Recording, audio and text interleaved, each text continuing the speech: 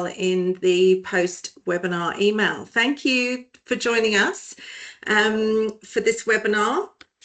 Just a bit of housekeeping. Oh, I'll introduce myself first, Dee. I think that's the next slide. Yep. I've got the expert to do my slide presentation now. My name's Esther. Welcome. If you've been to one of our sessions before, you'll know who I am. I'm the co-founder with Christy. Christy, give us a wave. Of Seed HR, and our passion is to build amazing workplaces and provide HR expertise to small to medium-sized businesses. And we love giving practical tools, and we also love sharing the small business network that we have with all our Seed HR community as well. Dee, thank you. Next one. Just a bit of housekeeping. So we're going to be here for the next 45 minutes to an hour. If you could keep yourself on mute just to keep the noise down. If you do want to ask a question, Dee, I'm sure we'll be able to answer any questions. You can always use the emojis or the raise your hand button if you want to ask a question. Feel free to use the reactions at the top of the screen. If you really like something, I'm going to do a little thumbs up. And if you click on the chat and you want to post a question in there, we can always answer that at the end of the session. So I'm going to introduce Dee now. Dee, there she is. She's got some amazing photos. I first met Dee on a business retreat where we talked about our businesses, and who knew, a few years down the track, we would be doing business together. And when it came for us to find an amazing person overseas, we used Dee. And I want to give a shout out to Jersha, who is also on the call. Jersha works for Dee's company and also us, obviously. She's our team coordinator. So we have first-hand experience of what it's like to hire someone offshore with Dee. And the reason we picked Dee out of the many, many service providers that are out there is I think she really understands the long-term and sustainable game in terms of finding amazing people and also ensuring that that team develop their own team environment and culture and level of engagement, and the level of care and passion that Dee and her team in the Philippines have is certainly fed back through Jersha to us in terms of the level of care that she feels. So we've got first-hand experience here. The other thing about Dee is we live around the corner from each other, so that's another, we often bump into each other in Woolies. And also Dee is a very, very, very good golfer. So if she asks you for a round of golf, unless you want to lose, say no.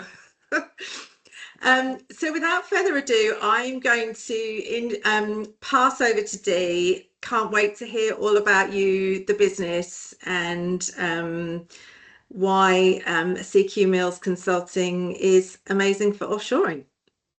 Thank you so much, Esther, and for the team for this support.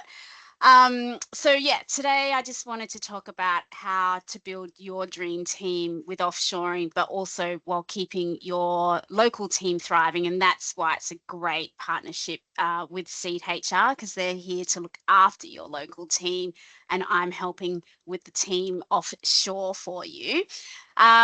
And so I guess let's go back to the beginning. I've been doing this for about 10 years. And how did it all start? A lot of people are like, how did you get into this business? Well, actually, my sister was managing a team of 50 team members in the Philippines. And she got seconded by that outsourcing agency to say, could you come over to the Philippines and not only manage your existing team, but help out with other clients? So she did the big move.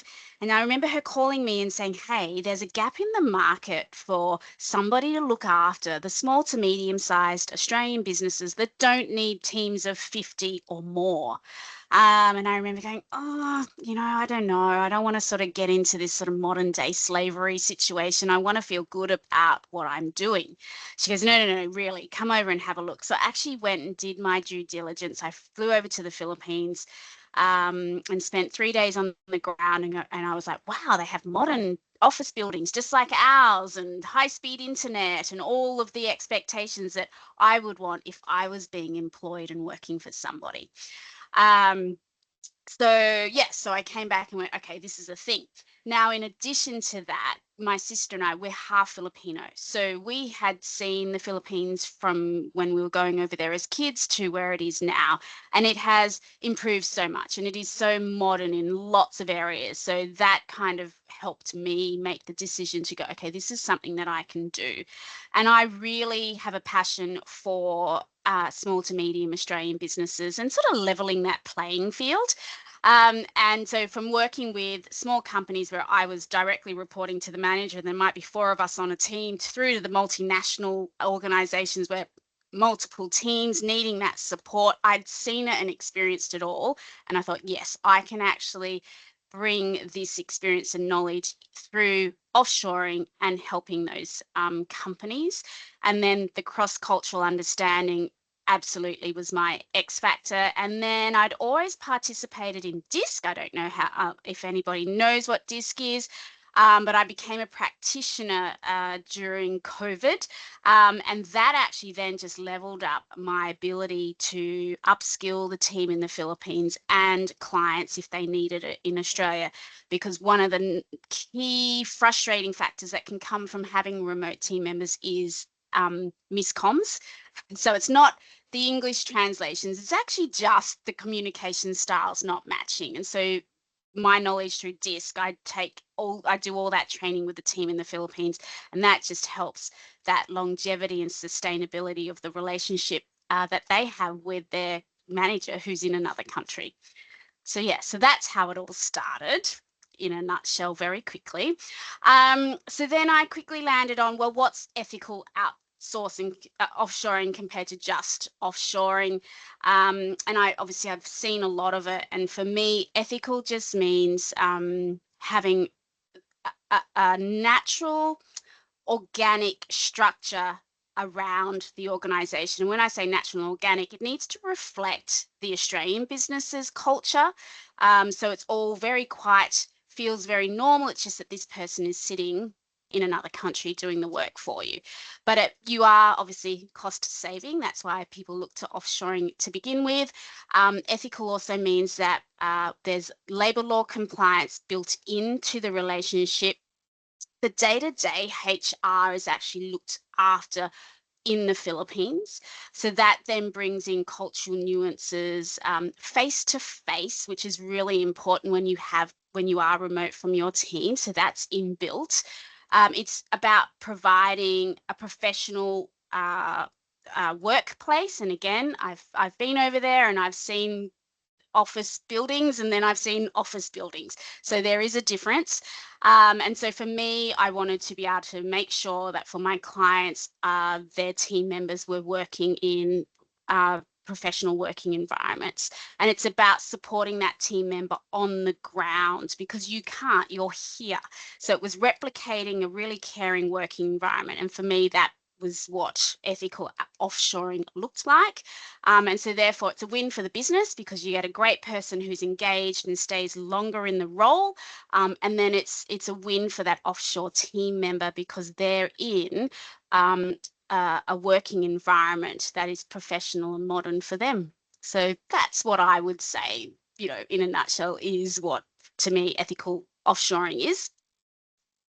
I get a lot of questions from people about the difference between hiring direct, and so it's a hire direct, or they could call it independent contractors, or going through an offshoring agency. The main difference is hiring direct can be seen to be cheaper to begin with, but in my 10 years, I can see where the cost savings can sometimes not be there. But if you hire direct or choose to go, yep, I'm going to hire direct and people on independent contracting contracts, you're actually doing all the recruitment. So it's you that's placing the job adverts in that country. You're doing all the screening. So you might advertise one job and get hundreds of applicants. You're doing all the interviewing and all your vetting. Now, in my experience, if they are not Seed HR clients, they've not got any HR support within their business or someone like Seed HR helping them. So we've got people who are in businesses that are not at all experienced in any of the recruitment process. They're also not experienced in handling HR, and there are different HR requests that come through from people in the Philippines compared to requests that might come through in an Australian business. And again, that's the cultural differences that I see. And so when you hire direct, you're the decision maker, and can be a lot of emotional burden and potential guilt around how do I handle that request? I would never expect to have that request from an Australian employee, yet you'll get it from a Filipino team member because that is their culture. And then what are your rights and what are their rights? Pretty much you're just out on your own when you're hiring direct. And what can you do in case of a problem? You've got no one in the Philippines to back you up and ask for help and support. So as a business owner or a business or a team lead, that's a lot to take on suddenly that you didn't think was going to happen because you thought, I'll just get someone direct. You also don't have any control over their workplace. So a lot is taken for granted for here in Australia. Everybody, no matter where you go, you're going to have high-speed internet. Your electricity stays on all the time. And very quickly, if something goes wrong, there's a plan B gets put into place. In the Philippines, when you hire direct, most people will work from home. We go, yeah, working from home. We do that all the time. But their houses are not set up the same as us. They don't always have, or very rarely will have a spare room with an office where they can work at. So when they're working at home, they might also have 3 generations of the one family in that home, and not everyone works. So you're going to have the kids, you're going to have the grandma and grandpa, and you'll have some other relative around that same age, all in the home. And it's a small home. So the kitchen table where your person works could then become the breakfast, it's the lunch and the dinner table while your person's trying to work. Or in some cases, they might be living in a boarding house, so they just rent a room. So then their home is their office, is their workplace, is their bedroom.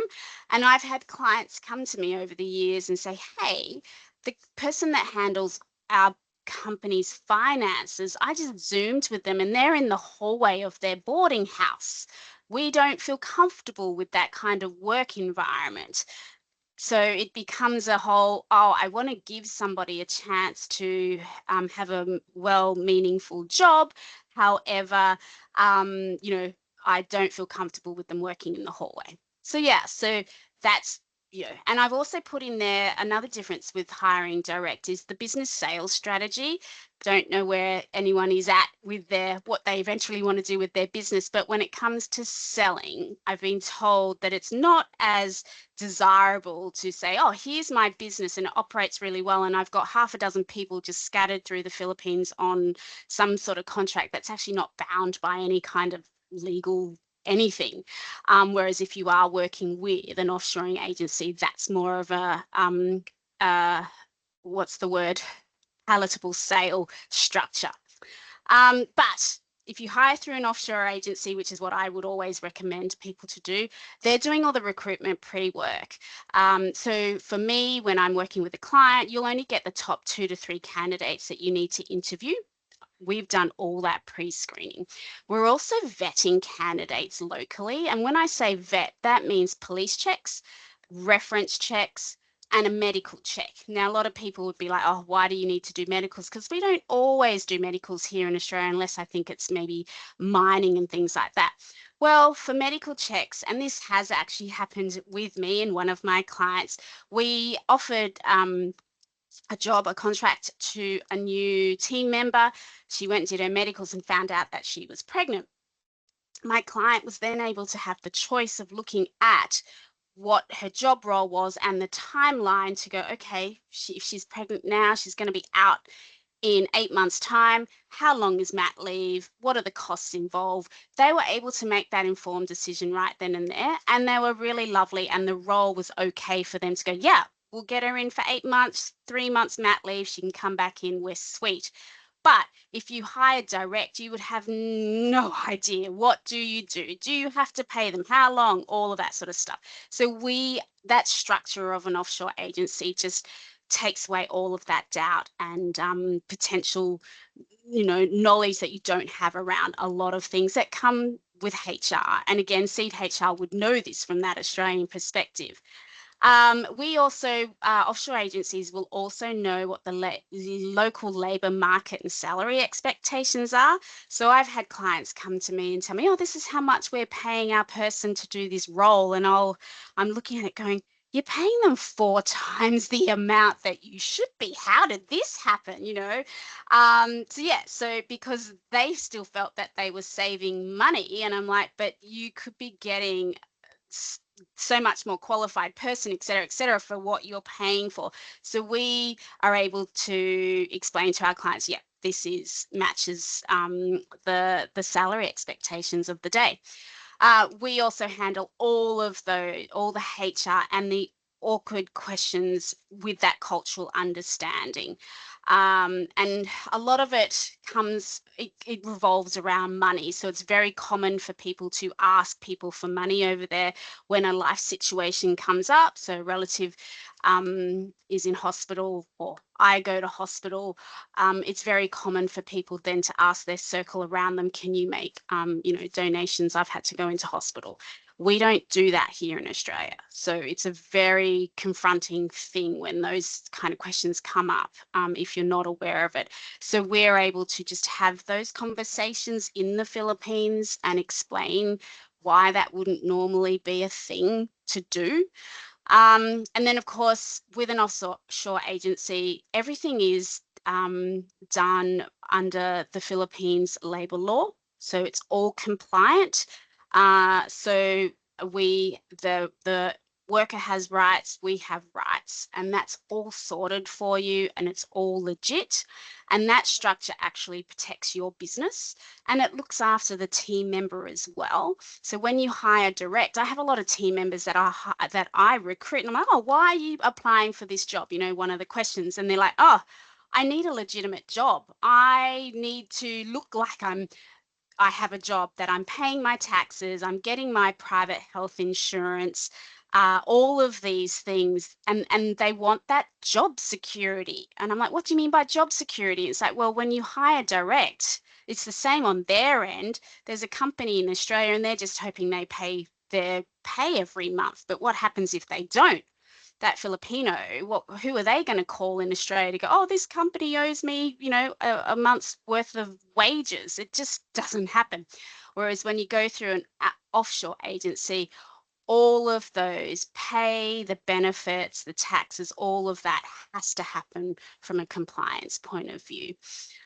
So it's good for the business, but also for the team member. They're getting that job security around their pay. They know that when it comes to December, they're going to get what's called 13th month pay, for example, that is set aside every month pro rata, and that's a Philippines government mandated benefit. That I know of companies that hire direct that just don't pay it. And what can that person in the Philippines do about it? Nothing. So so it's all about, again, getting back to that kind of ethical perspective there. Does anyone have any questions so far? Sorry, just checking in. Nope, good. So I guess in summary, because this is a very big topic, hiring direct is definitely cheaper, but in the long run, it creates a lot of unpredictable liabilities that will cost you either time, emotional burden, or potentially in pay in the end. It is your responsibility and your risk. So, and if you have a problem with a team member offshore, you're on your own. There's no one you can call to back you up as a business. And as for that team member, they also can't get anybody to help them at their end. So there's just a lot of risk and liabilities on there. When you go through an offshoring agency, there's clear structure, there's clear support on both ends for you as the business and for that team member. We're handling all of that emotional burdens that can come with HR requests.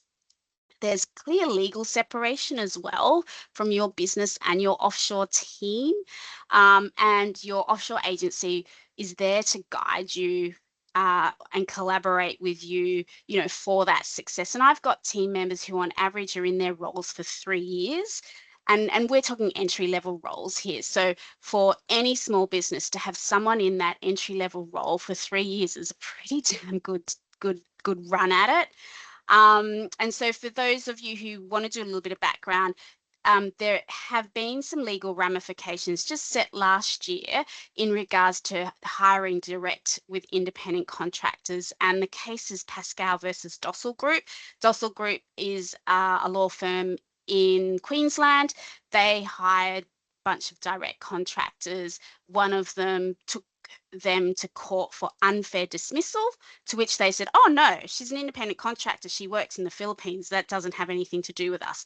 Actually it did, and that was the precedent set. The contract was drawn up in Australia by an Australian business, so therefore she had all the rights of an Australian worker, hence the unfair dismissal case. But then it opened the door for being underpaid for the role. Because I don't know whether they ended up talking about superannuation, workers' comp, all of that sort of stuff. But basically, the contract was written up in Australia by an Australian company, so therefore it comes in under Australian labour law. So keep that in mind when hiring direct versus when you're thinking about the cost savings. And just recently, a rather large real estate agency firm in Australia has decided to bring 3,500 of their directly hired independent contractors in under a large offshoring agency in the Philippines to make it legit. So that's just they don't know how long they've been doing it for, but they've just realized potentially because of that precedent that was set. And a lot of companies are now looking at how they're being set up, or how their structure is set up, and realizing independent contract or hiring direct, could become an issue later on down the track. And I feel like there's something else there that I've forgotten, Esther, about the difference and what I do. Oh, I guess one of the things, all the extra stuff that I do on the ground for the team, I'm wanting to replicate what you would potentially do in an office here in Australia. So I remember back when I was in my 20s, and that's what I'm trying to do. Our age demographic is a lot of people are in their 20s and early 30s, and we loved it when somebody had a birthday and we got to celebrate in the office. I mean, you're with these people 5 days a week in an office, so it's creating that same kind of connection. We celebrate birthdays. I think I shouted lunch last Friday just because it was Friday. And I think it's just before payday. So I'm like, all right, everybody, I know we're probably all skint for money. I'm going to just shout lunch. Every time a new team member starts in the CQ Mills team in the Philippines, I do a whole big Starbucks coffee shout. So everybody just writes down their requests and we go out over to Starbucks and all the coffee comes in. It's just a really nice way to bring people together and give them that sense of belonging, because again, they're remote from you. So it's about, keeping them engaged and taking those little micro moments from 5 days of work to have those small little celebrations. And clients that have been with me for a long time, I get requests all the time going, Dee, we've just had a fabulous quarter. Can you organize coffee for my person, or pizza lunch for my team? Or, wow, we just punched something out for the last week and I know everyone's been working really hard. Can you organize XYZ for them? So I also encourage my clients over time, they get used to it, that they are more proactive in saying, yep, Dee, the team deserve a coffee. Can you organize that and facilitate it? And so that's what I do. And I think I know that's, again, some of those cultural nuances that I understand. So people will be like, oh, coffee shout, what does that mean? Well, it means quite a lot, to get coffees from the boss or from the leaders of the team. So yeah, right. So how to build and manage a high-performing remote team. So over the last 10 years, I've seen things go great and things go not so great. And from this point of view, and this is where Seed HR would absolutely be able to help their clients, it is about setting up good structure, the communication, the accountability, and making sure that it stays aligned with your business. So I truly believe that you need to have an Australian-based team lead or a very engaged oversight for success. And that's just to make sure that the team culture is set by your Australian business, not necessarily by the Philippines team members. So I've seen some companies just allow their team to create their own culture in the Philippines, which is okay, but then things start to slide. You really need to have that input from that Australian-based team lead. I always say set regular communications. I have some clients who it's a daily powwow of like 10 minutes every morning. Others, it's the weekly Monday morning catch up, or it's fortnightly. Whatever it is, it goes in the diary, it never gets moved. And this is just it's just a way to make sure that your team know if they can't find you any other way, that's going to come up in the diary and they can catch up with you and connect with you then. Always set clear business goals and keep coming back to those goals. Again, because they're not in the office with you, they're over there doing their thing and they're doing amazing stuff, but there can be a disconnect purely because you're not seeing each other 5 days a week. So making sure that you are reminding people why we're here doing what we're doing.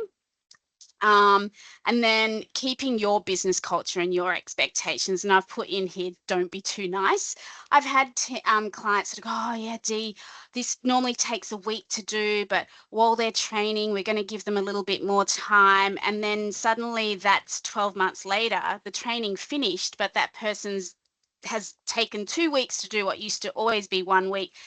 And now it's standard operating procedure. And the client then comes to me and I'm like, wow, we now need to do change management to move that person back to what you allowed them to do for 2 weeks. Oh, that took 2 weeks, should have taken 1 week, but you let it slide too long.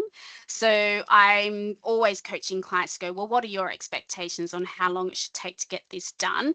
And just setting those bars. And the Filipinos are amazing. You set it, they'll get there. That's what they want. They want to see those targets. Don't go too soft, because otherwise, like any other natural person, that's their expectations. Oh, but I've always done this. It always took me 2 weeks, and now you're telling me 12 months later you want me to do it in a week. So it's about setting those goals and supporting that team member to reach those goals. And that's just very normal in any workplace. I'm sure the Seed HR team would agree when it comes to setting those goals and KPIs. And if you don't have any, and I do, I often work with small business owners and they don't have any KPIs, which is quite normal. I will help, sort of form some level of expectations around what they should get out of their team member. But yeah, I guess that's what happens when you work with an experienced offshore agency. They can see some of the gaps you might not see, and they can support and scaffold at both ends, your end and the team in the Philippines.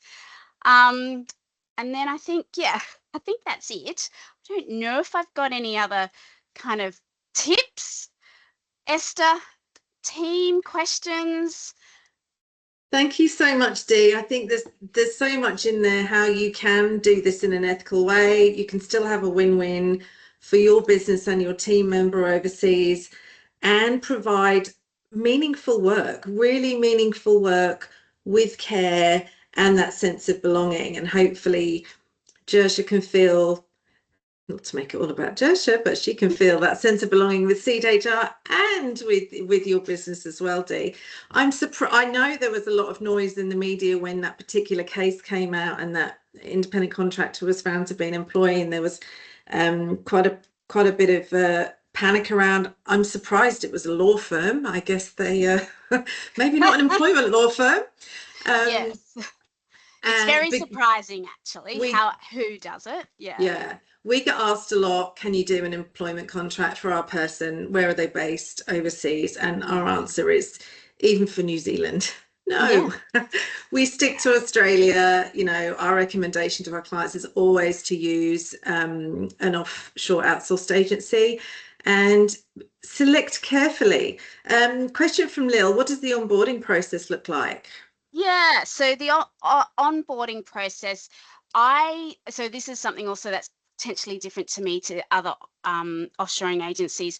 It's the client's onboarding process. So I'm not forcing people into using a particular software or my processes. It's actually your processes. So when I first meet with a client who's interested in offshoring, I'm actually sussing them out, sort of making sure they're ready to offshore. And I was just sharing before we started this, that used to involve me having to train them on how to train someone on Zoom Mm-hmm. pre-COVID. Now everybody knows how to jump on a virtual meeting space. So no, it's actually your or the client's onboarding. So you issue them with an email address. You give them the logins into your systems and processes. I don't get involved in that. Yet when I first joined, yeah, a lot of offshore agencies were like, oh no, everyone has to use this piece of software, and that for me, when I presented it to clients, they're like, but I've got my own business and these are the things I've always used. Now Mm, you want, yeah. So no, it's mm, your onboarding and your training. What yeah. I do at our end is we scaffold and make sure the person in the Philippines is being supported, and I'm checking in with them to make sure that, hey, how did your first day of training go? And if there's any sort of worries at the very beginning, I'm talking to the client Mm. going, hey, and it can be as simple, and can I say this only just happened last year, as somebody training their team member in the Philippines with no camera on, which was Yes, shocking you told me in about that example, 2025. which did, yeah, Yeah. blew my mind slightly. Yeah, it still Um, blows my mind. So it's checking yeah, in on things like that, actually. So yeah, so that's the onboarding. And I saw another question, but I don't know where they go. part-time or casual roles.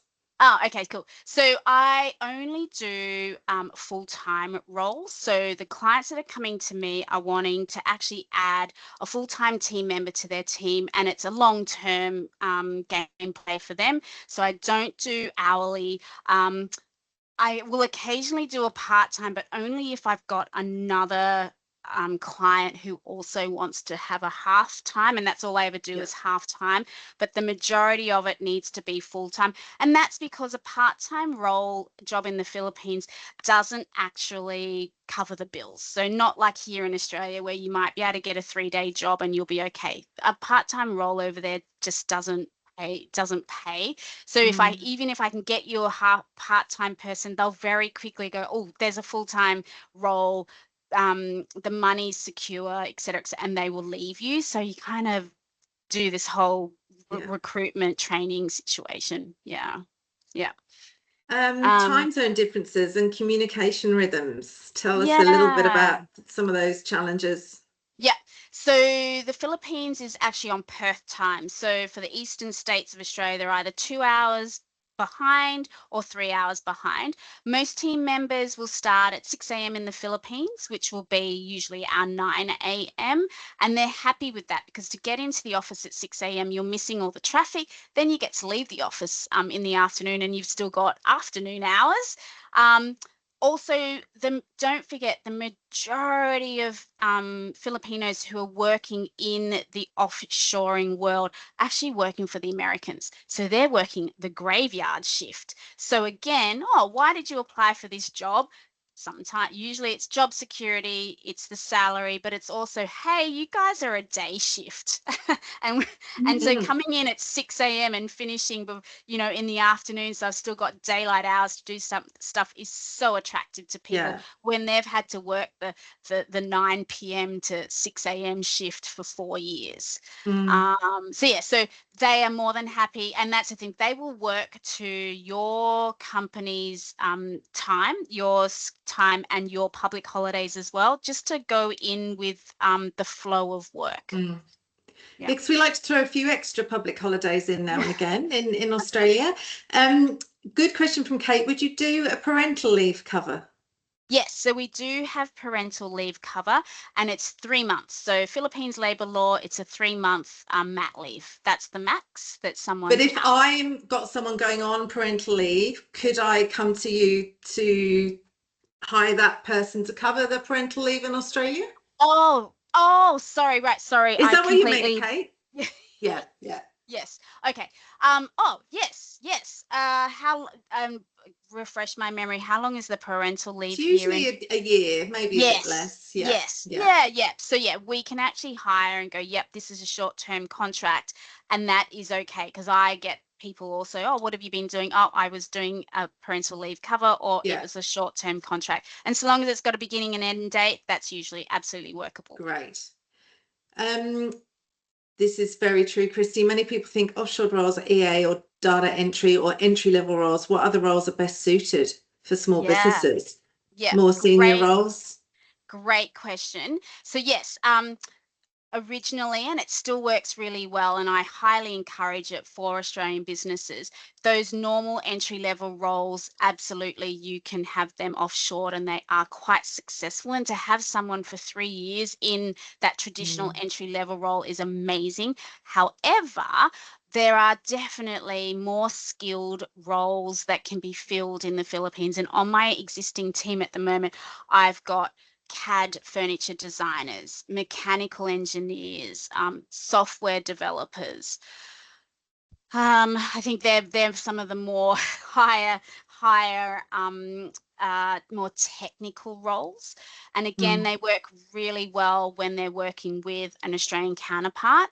But yes, some of the talent, because you have to think a lot of companies have been offshoring to the Philippines for a long time. mm, There are mechanical engineers that have worked and structural engineers, etc., that have worked on some of the major infrastructure projects of the world. You know, Dubai Airport for starters. mm. We never get those, and they've done the plumbing or the electricals or the something. You know, all of so in the building and construction side of things, actually, some of those major firms have got massive teams of draftsmen and engineers in the Philippines.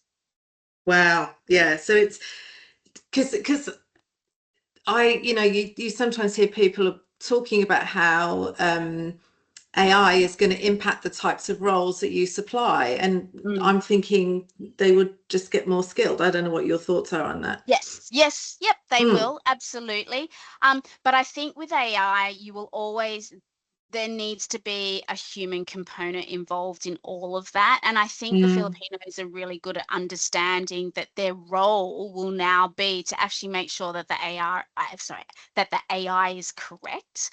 mm, Yeah, and to give that human element. But no, mm, there are some really highly technical roles that are out offshore to the Philippines and have mm. been so for many, many years. Kendall wants to know, is there an office manager? Your office is in Cebu, right? Yes, yes, Yeah. yes. So, yep. So I've got Joe. Overseeing and supporting the team. Tell us a bit more about Yeah. that. Yeah, so I've got Joe. I've always had an office manager just because I am based here in Sydney.